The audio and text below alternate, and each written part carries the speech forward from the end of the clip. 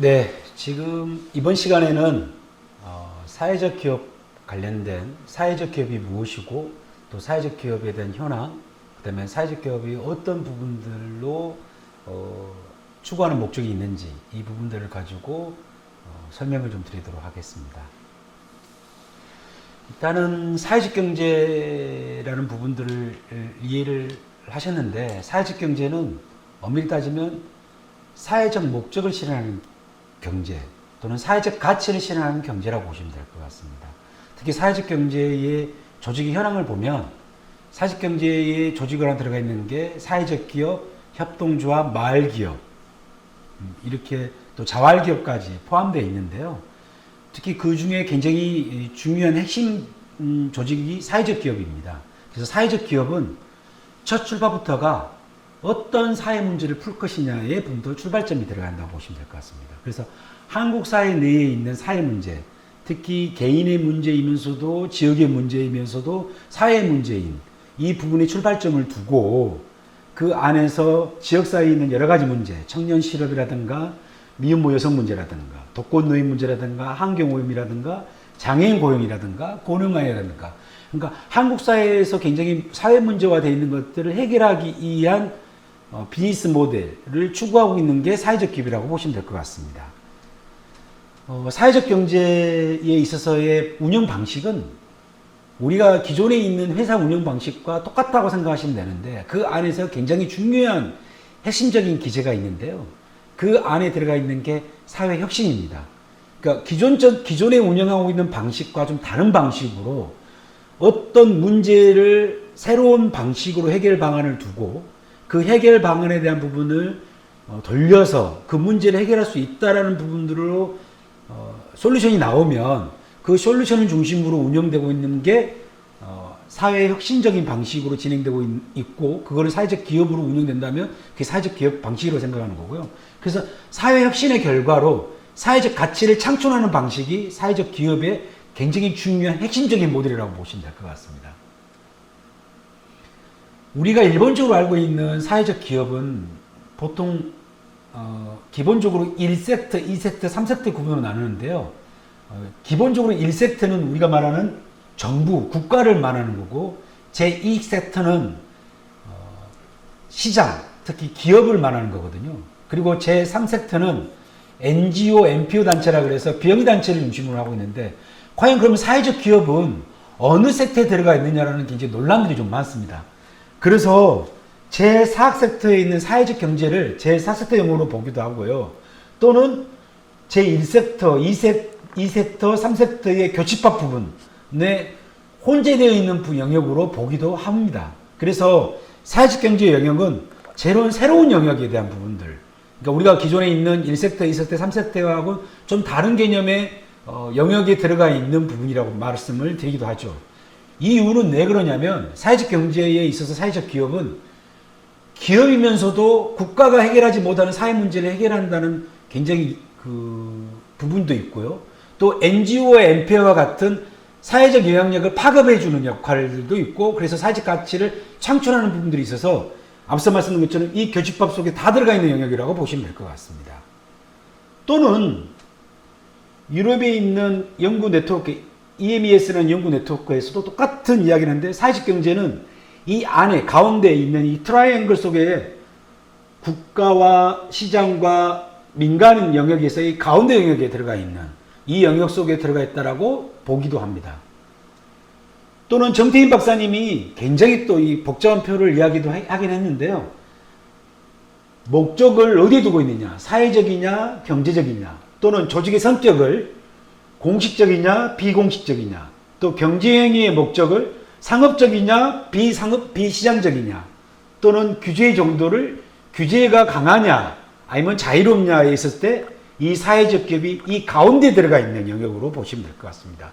그래서 공식적이면서도 경제적인 법인 기업, 그러면서 사회적이면서도 비시장적인 자선단체, 그리고 공식적이면서도 경제적이면서도 상업적인 또 지하경제, 이 비공식적인 거, 이 안에서 여러 가지 이 섹터를 구분하고 있다고 보시면 될 것 같고요. 그래서 결론적으로 사회적 경제는 사회적 가치를 창출하는 기업이라고 보시면 됩니다.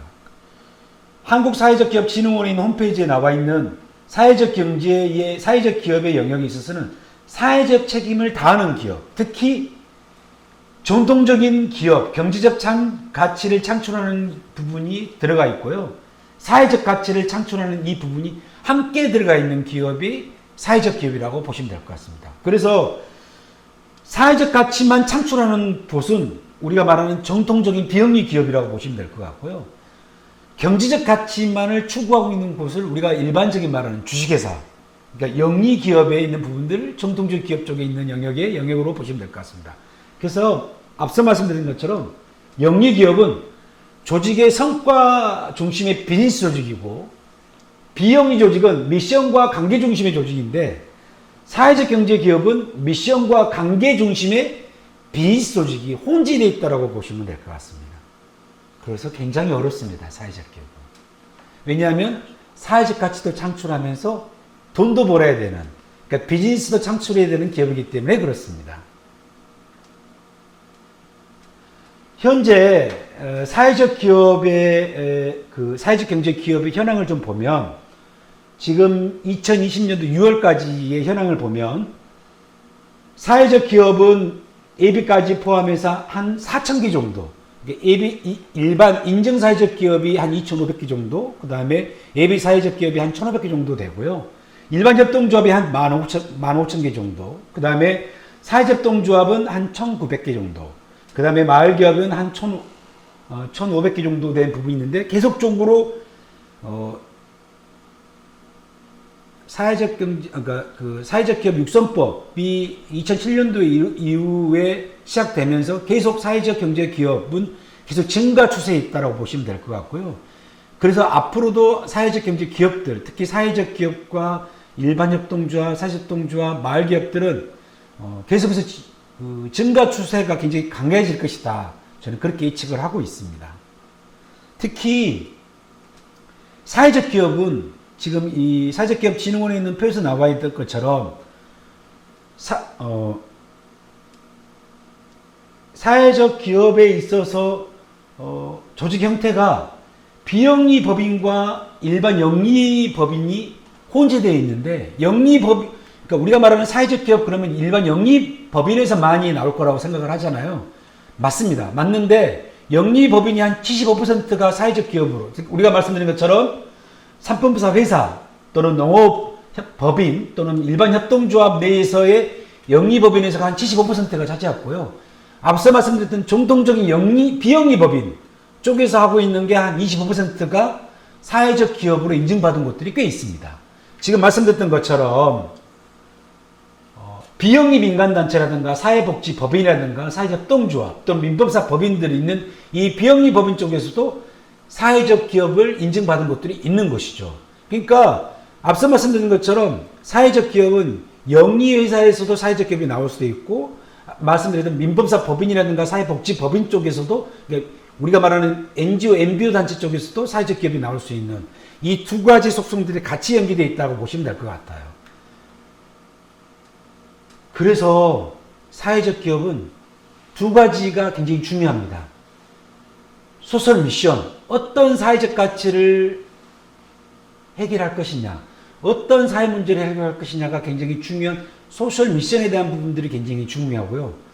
그 소셜 미션을 해결하기 위한 비즈니스 모델, 어떻게 돈을 벌어서 이 미션을 그러니까 수행할 수 있게끔 지원해 줄 것이냐가 굉장히 중요한 핵심적 과제라고 보시면 될 것 같아요. 그래서 새가 두 날개로 날듯이 사회적 기업은 소셜 미션과 비즈니스 모델을 두 가지를 같이 잘 융합해서 진행을 해야만 되는 아주 핵심적인 지속 가능성을 담보받을 수 있는 중요한 핵심적 기제라고 보시면 될 것 같습니다. 앞서 말씀드린 것처럼 일반 영리 기업들은 회사를 운영하기 위해서, 그러니까 수익을 창출하기 위해서 어떤 물건을 팔면 되는데, 사회적 기업은 어떤 소셜 미션을, 어떤 사회 문제를 해결할 것이냐를 굉장히 근본적 이유로 보고 있기 때문에 그 미션에 대한 부분들을 잘 외부에 설명을 해줘야 되고, 사회적 기업가가 그거를 잘 이야기해 줄 수 있는 부분이 나와야 되는 겁니다. 그래서 소셜 미션은 영리기업과 사회적 경제 조직을 구분하는 아주 핵심적인 기준이면서도 소셜 미션은 주목하는 사회 문제와 실현하고자 하는 사회적 가치를 아주 명확하게 해야만 사회적 기업가로서의 우대, 또 그 부분을 받을 수가 있다라고 보시면 될 것 같습니다. 마지막으로 사회적 가치를 창출하는 유형을 보면 사회적 기업을 운영하는 방식이 제품 자체가 사회적 가치를 창출하는 게 있죠. 일례로 재활용 디자인이라든가 또는 유명한 아름다운 가게 같은 경우에는 기증받은 재활용 물품을 판매함으로써 그 판매한 수익금을 가지고 어려운 취약계층에 지원해주는 사업을 하고 있다는 부분들이 이 제품 자체가 사회적 가치를 창출하는 방식이 있고요. 두 번째로는 생산 과정에서, 그러니까 제품이라든가 서비스 생산 과정에서 사회적 가치를 창출하는 방식이 있는데요. 우리가 말하는 위켄 쿠키, 특히 장애인들이 만든 쿠키를 판매함으로써 장애인들이 그 생산 과정에 참여함으로써 사회적 가치를 창출하는 방식, 또는 비기슈 코리아처럼 노숙인분들이 잡지를 판매함으로써 그 판매 수익금 일부를 노숙인들한테 지원해주는 비기슈 코리아라는 부분들, 그 속에서 생산 과정에서 사회적 가치를 창출하는 방식이 있고요. 제품, 서비스 공급 대상으로부터 사회적 가치를 창출하는 방식, 즉 어떤 경제적 지불 능력이 없거나 획일적인 사회인식 등의 이유로 기존의 특정 제품이나 서비스를 제대로 공급받지 못하는 집단에 공급함으로써, 특히 마이크로 크레딧이라든가 신용이 없는 분들에게 저리로 창업 자금을 지원해 줌으로써, 특히 그라민뱅크 같은 그런 부분들을 통해 가지고 사회적 가치를 창출하는 방식으로 이루어지는 그런 서비스 방식들을 사회적 가치를 창출하는 유형 방식이 있는 거죠. 이렇게 세 가지의 방식 속에서 어떻게 사회적 가치를 창출하느냐를 가지고 내가 이 비즈니스 모델을 만들고 그 속에서 내가 어떤 유형 속에 들어갈 것인지에 대한 부분들을 만들면 되는 거죠. 그래서 사회적 가치에 대한 창출 유형이 생산 과정 속에서 들어간다고 했을 때는 일자리 창출 유형 방식으로 들어가는 거고요. 또는 어떤 그 제품 자체의 사회적 가치를 창출하는 방식은 사회공헌형 또는 사회 서비스형 방식으로 진행하기도 하고, 또는 이 공급 대상으로부터 사회적 가치를 창출하는 방식이 또 사회공헌형 또는 혼합형 방식으로 진행되기도 하죠. 앞서 말씀드린 것처럼 창의혁신형 방식은 이 세 가지 방식 외에 다른 방식, 기타 방식으로 뭔가 소셜 벤처적인 방식으로 새로운 방식으로 이루어내는 것들을 뭔가 추구하는 부분들이 창의융합형 방식으로 진행한다고 보시면 될 것 같아요. 그래서 큰 테두리 안에서는 이 세 가지 방식 안에서 일자리 창출형 방식이 있고, 혼합형 방식이 있고, 사회공헌형 방식이 있고, 또는 기타형 방식이 있는, 이 안에 창의혁신형 방식이 있는, 이 안에 들어가 있는 방식으로 보시면 될 것 같습니다. 그래서 결국은 사회적 기업은 사회 문제와 수익을 두 마리의 토끼를 같이 잡아야 되는 핵심적 기제를 역할을 한다고 보시면 될 것 같고요. 그만큼 사회적 기업가는 고독하고 외로운 기업가이면서도 사회 문제를 해결하는 또는 사회혁신가의 기제를 가지고 있고, 또는 새로운 방식의 그 사회혁신가에 대한 부분들을 추구하는 굉장히 애로운 직업 중에 하나라고 저는 판단을 하고요. 그래서 굉장히 어려운 직업군이라고 저는 판단을 합니다. 그래서 앞으로 저는 우리 한국 사회가 굉장히 좋은 방향으로 나가려고 한다면 사회적 기업가가 그만큼 많아져야 된다고 생각을 하고 있고요. 그 사회적 기업가가 뭔가 하늘에서 뚝 떨어지는 게 아니라 내가 살고 있는 지역에서의 사회 문제를 해결할 수 있는 사회적 기업가 군들이 계속해서 발굴되고 육성되어야만 된다고 생각을 하면서요. 마지막으로 드리고 싶은 말은 프랑스 경제학자인 자크 아탈리가 했던 말 중에 인류가 계속 진보해오는 과정 속에서 그리스 로마 시대부터 시작해서 중세시대 또는 자본주의 발달됐던 이성지향적 모더니티 시대의 마지막 시대에는 제4차 산업혁명이 이루어지고 하이퍼 모더니티 시대로 넘어가는 과정 속에서 대안적으로 이루어져야 될 모더니티가 뭐가 중요하냐면 이타지향적인 모더니티, 자기 중심적인 삶이 아닌 타인을 위한 삶이 굉장히 중요하다라고 했을 때 이 이타지향적 모더니티의 핵심에 되어 있는 기제가 저는 사회적 경제, 특히 사회적 기업가들이 이루어지는 이 이타지형적인 이 삶이 굉장히 큰 삶을 앞으로 나아가고 있는 굉장히 중요한 핵심적인 기제라고 들면서 오늘 강의를 마무리하도록 하겠습니다. 수고하셨습니다.